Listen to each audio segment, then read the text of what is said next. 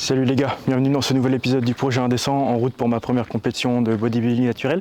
Si c'est la première fois que tu tombes sur cette chaîne, sache que je m'appelle Anton Schmitt, j'ai 25 ans, je suis coach sportif et bodybuilder naturel amateur et je prépare ma première compétition pour le 7 octobre qui sera WNBF France.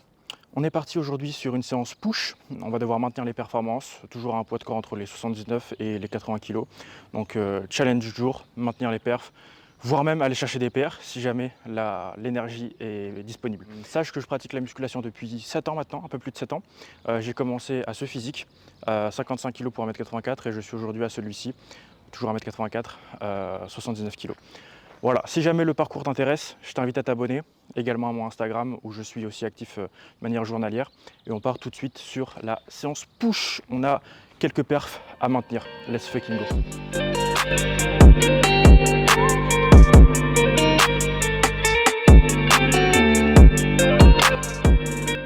Bon les gars, top set d'élévation latérale, j'ai 9 répétitions à aller maintenir avec les 17,5 par bras, toujours avec les sangles évidemment. Et si tu veux savoir pourquoi je mets les élévations latérales en premier, je te laisse aller voir les anciennes vidéos. Allez, on est parti.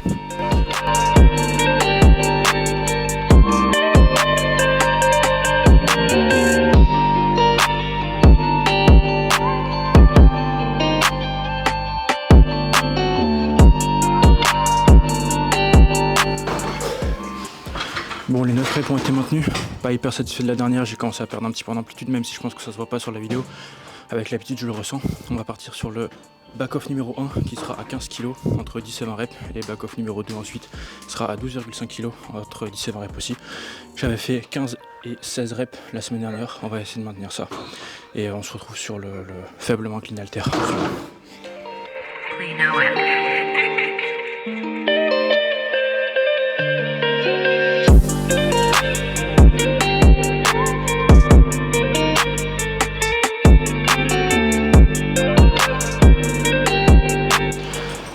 Sur les élévations latérales, à partir d'une certaine charge par bras, la stabilisation devient hyper importante, tout simplement parce qu'il faut rester stable et pouvoir réaliser l'exécution d'une manière suffisamment stricte. Donc ici en fait, bien s'ancrer dans le sol, essayer de bien gainer et mettre en place un bon bracing, essayer de ne pas hésiter à prendre un petit temps de repos à la fin de certaines répétitions pour bien se restabiliser et retrouver son gainage. Très important pour la meilleure génération de force possible. Bon, on a un 42,5 à maintenir pour 6 répétitions sur le faiblement clean halter. La dernière fois, semaine dernière, précédent vlog, j'ai maintenu. On va voir ce que ça donne sur celui-ci. Va falloir pousser fort.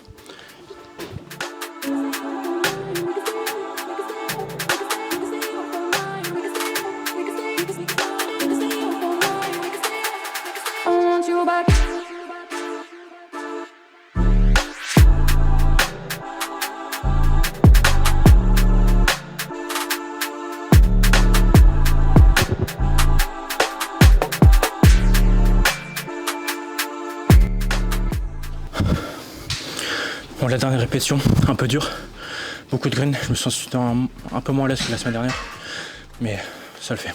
Bon les gars, je suis content, le grind à 42,5 sur la 6ème répétition est vraiment bien passé sur le top 7, donc super content. Et là on va partir sur les 37,5, j'ai fait 9 reps la semaine dernière en PR sur un back-off. Donc là franchement si je revalide les 9, voire même 10, je serais vraiment super content. Et pour se simplifier la tâche, on va rajouter les lunettes. Le style d'un télo, ça va payer. Let's go.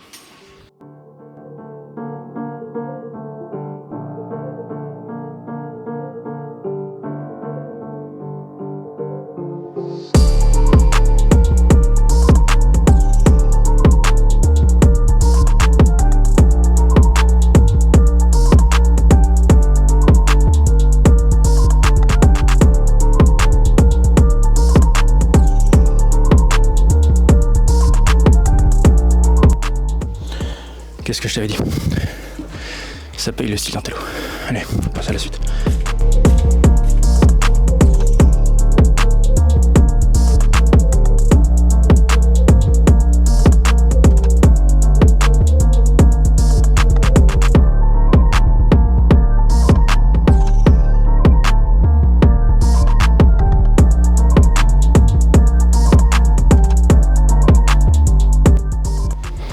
15 reps à 32,5 par côté.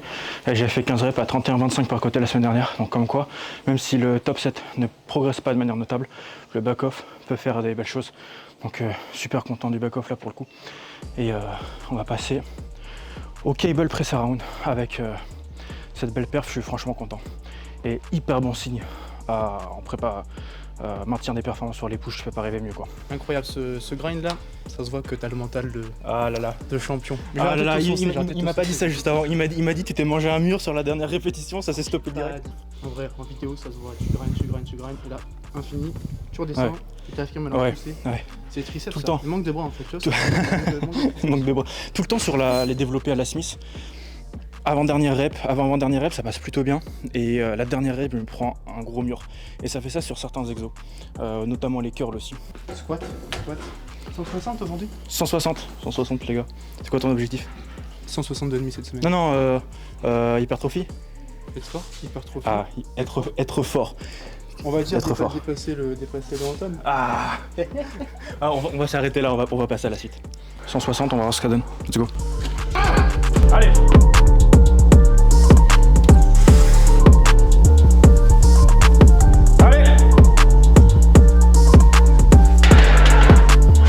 Trop lourde. Très lourde. Mon travail. Là, on passe au cable press around du coup. Pourquoi j'ai une ceinture de lest ici? Tout simplement parce que la charge utilisée sur l'exercice en fait tire vers l'arrière. Donc pour ajouter point d'ancrage au sol, c'est intéressant d'avoir la ceinture de lest. Donc seulement 20 kg si ça me suffit. Et pareil, je vais vraiment me stabiliser avec la poignée qui est là pour faire le mouvement de poussée à un bras. Ici, c'est sur cet exo, on va avoir l'humérus qui est à peu près rapproché du corps pour avoir en fait la trajectoire dans l'axe de l'orientation des fibres du haut de pec. On va partir ici sur la première série à 50 kg. La semaine dernière, j'étais à 43, on passe donc à la plaque au-dessus. J'aimerais bien être au-dessus des 10 répétitions pour cette série, on va voir ce que ça donne.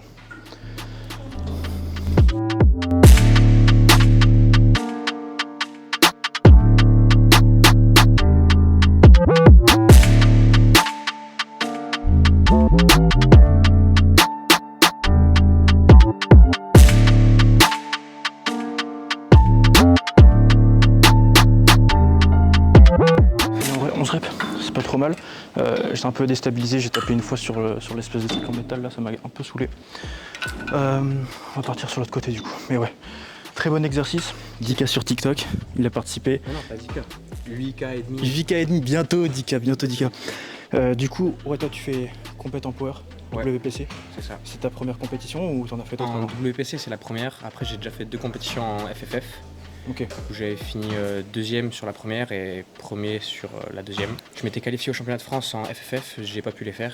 Donc Ok. je suis allé faire l'Open WPC à Dax, où j'ai fini troisième avec, dans la catégorie 18 ans, en moins de 75 kg, avec un squat à 170 kg, un bench à 112,5 et un soulevé de terre à 227,5. T'as fait de ces perfs là ou pas? Ouais, parce que je voulais vraiment faire 227,5 parce que c'était l'ancien record de France, Ok. donc je l'ai battu. Sauf qu'après, il y a un mec qui a réussi à faire plus, mais bon, c'est le jeu. Donc Ah, là, c'est plus, ça fait de la compétition. là, on prépare pour les championnats du monde Ok. à Manchester en novembre prochain. Un petit peu de temps encore. Ouais, il y a 6 mois de prépa, Franchement, donc là, c'est beau. on va massifier tout ça. C'est beau. On va massifier. Exactement.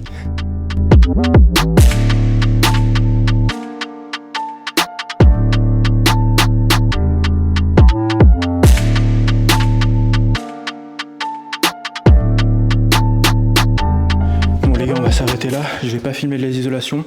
Tu as les isolations triceps et biceps qui sont déjà disponibles dans le vlog précédent. Je t'invite à aller le regarder. On va rentrer à la maison, on va manger. Je te montre les macros du repas comme d'habitude. Mes repas sont tout le temps différents. Donc,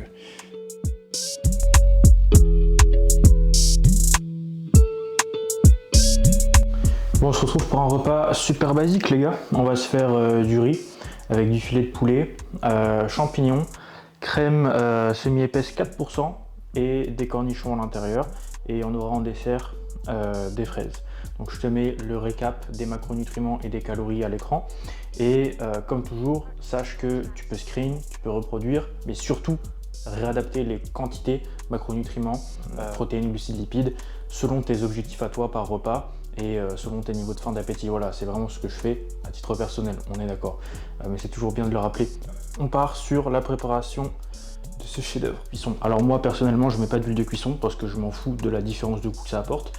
Ça me fait économiser des lipides, sachant que je suis faible en lipides sur mes journées et mes poils n'agrippent pas, donc il n'y a pas de problème de cuisson. Si tu utilises de l'huile et que ça te saoule de la verser dans une cuillère, de la compter, de la peser ou ce genre de choses là, tu as une technique super simple. Tu prends ta bouteille d'huile, hop, elle est là. Tu vas la poser sur ta balance, ok? T'allumes ta balance ou alors tu fais tard tout simplement. Donc là, tu as le chiffre 0 qui est marqué. Donc je vais te montrer. Hop. Donc là, on est bien à 0. Et ensuite, tout simplement, tu vas verser l'huile dans ta casserole, dans ta poêle, peu importe. Voilà, tu as mis ce que tu avais à mettre. Tu reposes sur la balance. Et là, du coup, tu as la différence. Donc, le poids de la bouteille en ayant retiré l'huile que tu as mis dans ta poêle. Donc, on est à -5. Tu sais que tu as mis 5 grammes d'huile dans ta poêle sans avoir eu besoin de sortir du matériel, un bol, des cuillères ou quoi. Voilà, donc après si jamais tu as envie de mettre précisément par exemple 10 grammes d'huile d'olive, alors à ce moment là voilà, tu dois mettre, tu dois reposer, tu dois mettre, tu dois reposer et y aller petit à petit. Mais voilà, ça évite de sortir de la vaisselle, ça évite de se prendre la tête et tu peux faire ça avec n'importe quoi. Par exemple, c'est ce que je vais faire avec ma crème ici. Tu vois, je vais poser ça là, je vais faire tard, je vais verser pendant la cuisson. Je repose et quand il y aura marqué -150, je sais que j'aurai mis 150 grammes dans la poêle. Voilà, et ça évite de faire de la vaisselle, de sortir des bols et tout ça supplémentaires. Basique, mais faut juste y penser quoi. Évidemment, si tu pèses ta bouteille d'huile avec le bouchon et que tu la reposes ensuite sur la balance, n'oublie pas de remettre le bouchon parce que sinon ça peut faire une différence notable quoi. Pareil avec les autres emballages.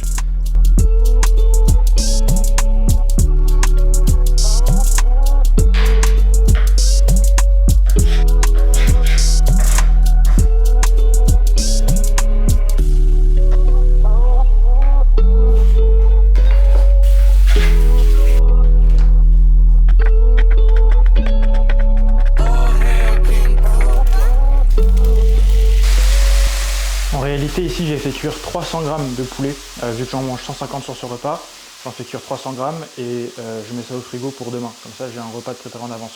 J'ai fait pareil pour le riz, j'en mange 100 grammes sur ce repas là, mais j'en ai fait 200, comme ça je prévois à l'avance et je mets au frigo. Donc après voilà, je sors ça, je pèse, je divise par 2 la quantité cuite et du coup ça me fait mes 150 grammes crus pour 2 repas. Ensuite je remets tout dans la poêle, je mélange avec champignons et crème 4% et ça va faire un truc. Quand tu cuis des aliments et que tu divises ensuite la quantité cuite par 2, il faut toujours faire gaffe parce qu'il y a de l'eau qui continue de s'évaporer et tu vois que le chiffre diminue petit à petit sur la balance. Et quand tu fais pas gaffe, tu as souvent des tupperwares du coup qui sont plus légers les uns par rapport aux autres et tu te demandes pourquoi. Pourtant tu as bien fait la division par le nombre de tupperwares, mais c'est juste qu'entre temps il y a de l'eau qui s'est évaporée et du coup ton dernier tupperware il est plus léger, donc il faut faire gaffe un peu. Soit tu attends voilà, que les choses soient plus sèches ou soit tu anticipes et par exemple si tu as 230 à diviser en 2, ok, tu te dis 225 ou un truc comme ça, tu vois, et en général ça fonctionne bien. Juste une fois que les champignons ont un peu caramélisé, sont en train de suinter un peu, là je rajoute le poulet et la crème, comme ça va juste terminer la cuisson du champignon et tout sera bien mélangé ensemble. Je rajoute les épices à ce moment-là et ça part dans l'assiette.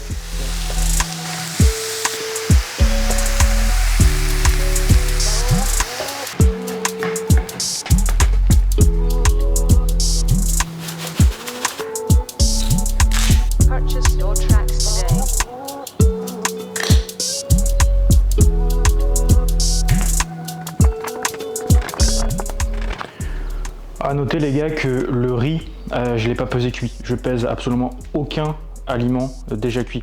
C'est juste que je l'ai fait cuire avant. J'ai pris 200 grammes, ensuite j'ai repesé cuit et j'ai divisé en 2 pour avoir 100 grammes cru. Voilà, absolument, dans aucun cas de figure, je ne pèse mes aliments déjà cuits.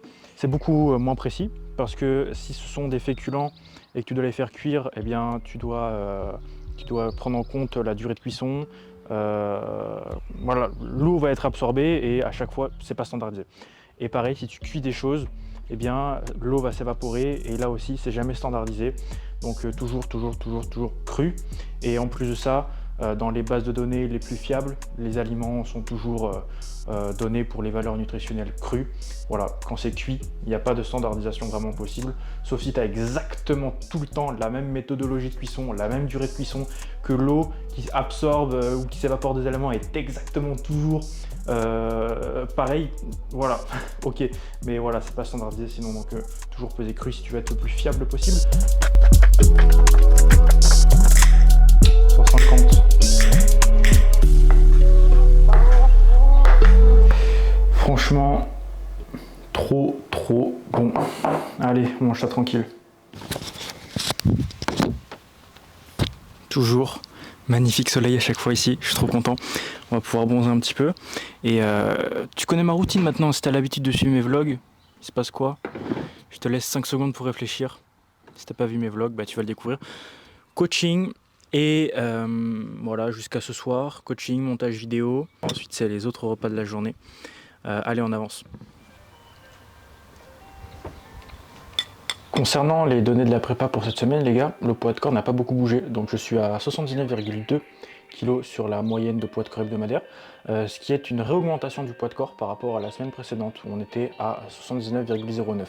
Donc on a repris 110 grammes sur la moyenne, ce qui est évidemment pas l'objectif. Et là on est le lundi 8 mai et ma pesée de ce matin était à 79,8. Donc je suis en train de faire pas mal de rétention d'eau. Je l'ai vu sur le posing notamment d'hier soir. Tu l'as pas vu dans le vlog, mais j'ai fait un posing hier soir, j'étais plus flotteux et moins défini, mais je me sens aussi plus plein. Ça doit venir du fait qu'on ait fait une réaugmentation calorique par les glucides vendredi et samedi. Donc c'était le 5 et le 6 mai. Ça m'a permis d'être beaucoup moins plat, d'aller chercher de bonnes séances, mais voilà, le physique un petit peu plus flotteux et poids de corps en légère augmentation derrière, ce qui est normal. Cette semaine, on creuse un petit peu plus l'apport calorique, c'est-à-dire que mes calories sur les jours d'entraînement sont à 3050 jusqu'à 3150 et mes calories sur les jours de repos sont de 2750 jusqu'à 2850. Donc en gros, j'ai une petite fourchette de flexibilité de à peu près 100 calories et j'avais l'habitude de consommer la fourchette haute tout le temps. Donc sur les jours d'entraînement, j'étais à 3150, sur les jours de repos, j'étais à 2850 en gros. Et là, l'idée, c'est que j'aille chercher la fourchette basse. Donc jour d'entraînement, 3050 max et jour de repos, 2750 max. Ça va permettre d'augmenter un petit peu la taille du déficit calorique sans impacter grandement voilà, les performances à l'entraînement ou ce genre de choses. Donc on va voir là où ça va nous mener. J'ai vu avec Jack du coup ce matin, l'objectif reste de creuser actuellement. On est à 21 semaines de WNBF France.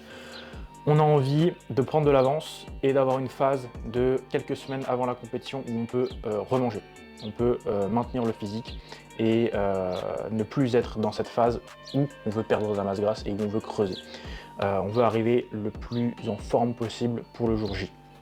Et en plus, on l'avait vu sur ma sèche de l'année dernière, avec cette petite période de 3-4 semaines où j'avais remangé à la fin de ma sèche, je rendais plus sec et plus big que à la fin, toute fin de la sèche. Donc voilà, l'idée c'est d'avoir cette petite période et de prendre de l'avance. Donc là, on creuse 100 calories, c'est pas grand chose. On va voir comment ça bouge avec ça. Et voilà, on se tient au courant par rapport à ça sur les prochains vlogs de toute façon. Je suis en train de terminer des montages et je passe ensuite à quelques bilans. J'ai une crème de riz qui m'attend, un petit peu différente de celle que je te présente dans mes vlogs précédents parce que là j'ai pas mis de flocons d'avoine dedans. Je te montre ça tout de suite. Voilà, un petit peu plus pâteuse celle-ci, sans flocons d'avoine et avec un petit peu moins de lait. Voilà, je vais manger ça tranquille. Et c'est le troisième repas de la journée, je te présenterai le dernier repas ce soir.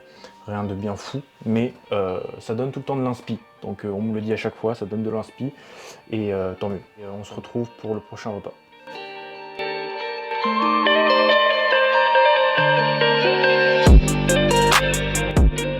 D'ailleurs, on m'a posé une question sous une publication Instagram. On m'a demandé si j'avais déjà fait un cheat meal ou des cheat meals depuis le début de la prépa. Et je me suis dit que ça pouvait faire un bon sujet pour le prochain vlog, donc on y est. J'ai pas fait de cheat meal depuis le début de la prépa, tout simplement parce que je n'en vois pas l'utilité. Et j'en ai pas l'envie non plus. Je suis dans un objectif compétitif. Pour moi, on n'est pas sur une sèche récréative, une sèche loisir, où on a le loisir de pouvoir ralentir sa progression. Là, on a une échéance, on a une date fixe, on doit amener un physique à une date, à un lieu. Et quand on doit amener un physique à une date, à un lieu, on ne peut pas vraiment se permettre de faire des cheat meals à droite à gauche et prendre le risque d'avoir des résultats négatifs sur la composition corporelle et de perdre potentiellement 3-4 jours de déficit, de perdre une semaine de progression quand les semaines sont comptées. Donc voilà, pas fait de cheat meal, je n'en ressens pas non plus l'envie. Et cheat meal, c'est un terme personnellement que je n'utilise pas dans mon vocabulaire et que je n'utilise pas non plus avec mes coachés, tout simplement parce que ça, à mon sens, hein, ça implique le fait de tromper sa diète. Et quand on adopte un esprit plutôt flexible par rapport à l'alimentation, on n'a pas l'impression de tromper sa diète parce qu'on ne suit pas un plan alimentaire strict et précis. Et on peut faire rentrer les écarts un peu atypiques ou occasionnels, repas plaisir, etc. dans nos objectifs macronutritionnels, tout simplement.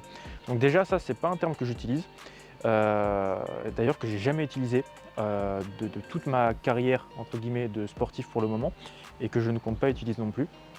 Ensuite, il faut bien discerner ce que tu as envie de faire et ce que tu es supposé faire. Est-ce que tu as envie de faire un cheat meal ?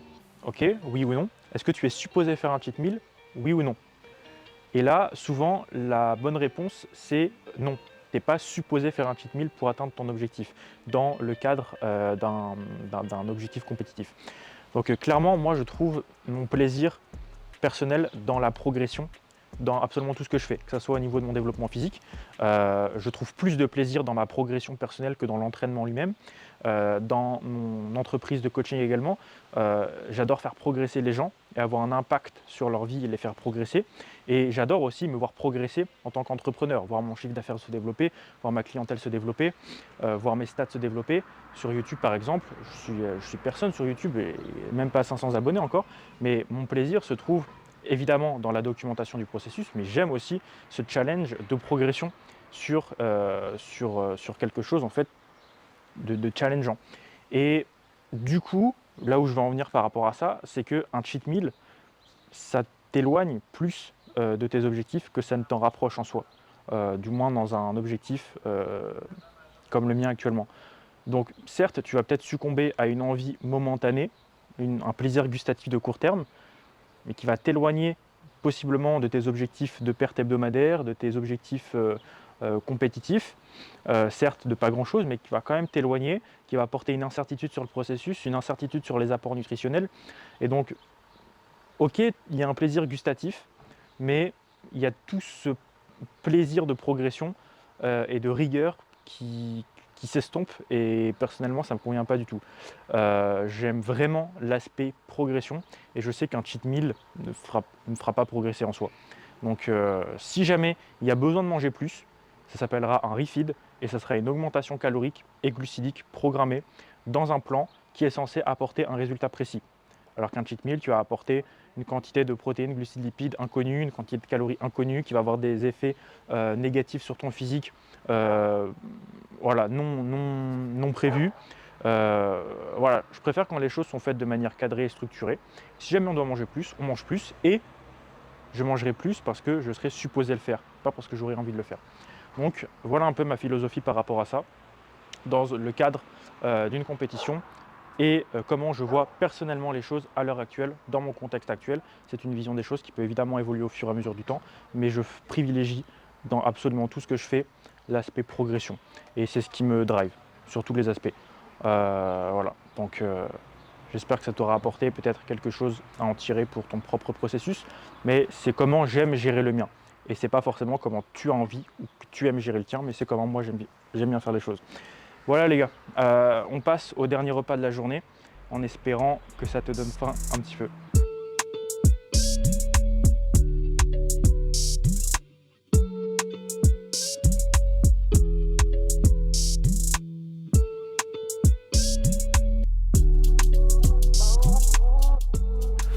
Bon les gars, giga basique, hein. La collation là avant d'aller dormir, ce sera 400 g de fromage blanc avec 20 g de whey, 100 g de fraises et 15 g de chocolat noir ici.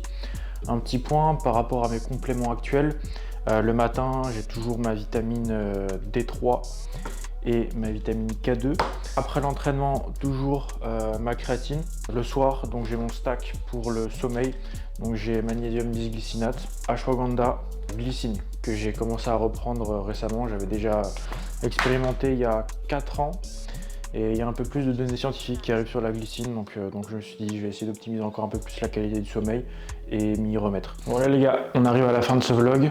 Si t'es encore là jusqu'à la fin, je sais pas, écris un truc en commentaire, genre masse, ou je sais pas, fromage blanc, 0, peu importe, un truc, ça me fera plaisir. On se dit à très vite pour le prochain vlog. Je t'attends sur le suivant. Je te souhaite de passer une bonne journée ou une bonne soirée. Et puis voilà, allez à la prochaine.